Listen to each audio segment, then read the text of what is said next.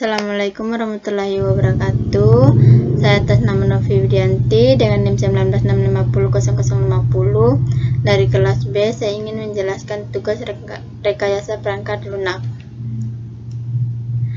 Model analisis merupakan representasi teknis dari sebuah sistem menggunakan kombinasi teks dan diagram untuk mempresentasikan kebutuhan software, data, fungsi, dan tingkah laku dalam bentuk yang dapat dipahami, membantu mempermudah untuk menemukan kebutuhan-kebutuhan yang tidak konsisten dan kebutuhan-kebutuhan yang belum terdefinisi, menggunakan dua pendekatan secara umum, satu pendekatan terstruktur, dua pendekatan berorientasi objek.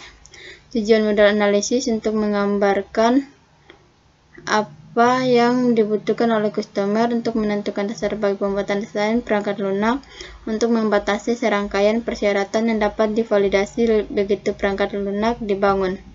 Pemodelan data R, elemen, objek data, representasi dari semua informasi yang harus dipahami oleh perangkat lunak dapat berupa orang, benda, event, tempat, unit, organisasi, dan lain-lain.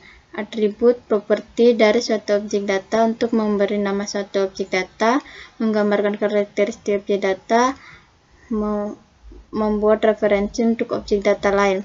Relasi mengindikasikan bagaimana objek data dihubungkan dengan objek data yang lain. Contoh objek data, atribut, dan relasi.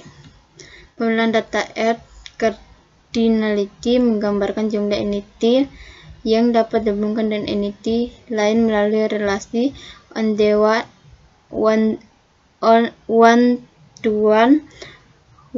to many, many to many. Pemodelan fungsional dan aliran informasi DVD menunjukkan hubungan antara external entities, proses, data item, dan data store. DVD tidak menunjukkan prosedur secara detail, tetapi hanya aliran data melalui perangkat lunak. DVD dapat dipartisi ke level-level berikutnya, yang mempresentasikan aliran informasi dengan lebih detail. DVD level 0 disebut juga diagram konteks yang mempresentasikan seluruh elemen sistem. DVD level 0 dipartisi ke level-level berikutnya untuk menggambarkan proses yang lebih detail. Behavioral modeling mendeskripsikan status sistem yang dapat muncul ketika perangkat lunak digunakan, mendeskripsikan kelakuan sistem, tools, state transition diagram, control specification.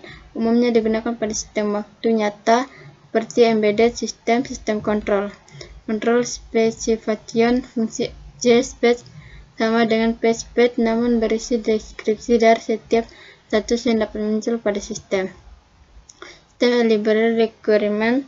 Setiap pengunjung yang ingin membaca pustaka harus mendaftar dulu sebagai member. Proses pendaftaran member dilakukan secara online dengan mengisi sebuah form registrasi member.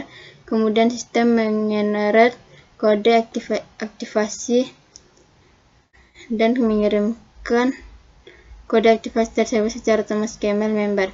Setelah itu member melakukan aktivasi dan memasukkan email dan kode aktivasi ke form aktivasi. Member dapat melakukan search untuk mencari konten pustaka yang diinginkan berdasarkan keyword. Sebelum membaca pustaka, member harus terlebih dahulu melakukan login ke sistem dengan menginputkan email sebagai user ID dan password melalui form login. Sistem akan melakukan validasi. Jika email dan password valid, maka saya bisa membaca konten pustaka. Jika tidak, maka akan muncul peringatan bahwa user ID salah. Pengelolaan konten pustaka dilakukan oleh seorang admin. Pengelolaan konten pustaka terdiri dari proses penambahan, upload konten, dan update konten. Untuk melakukan pengelolaan konten, admin juga harus login dulu ke sistem dengan menggunakan user ID dan password. Pustaka yang diakses hanya untuk dibaca dan tidak bisa di-download.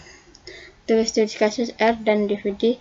R adalah model atau rancangan untuk membuat database supaya lebih mudah dalam menggambarkan data yang memiliki hubungan atau relasi dalam bentuk sebuah desain. Dengan adanya R diagram, maka sistem database yang termasuk dapat digambarkan dengan lebih terstruktur dan terlihat rapi. Ini contoh kasus R sistem library. DVD adalah suatu diagram yang menggambarkan layer data dari sebuah proses yang sering disebut dengan sistem informasi.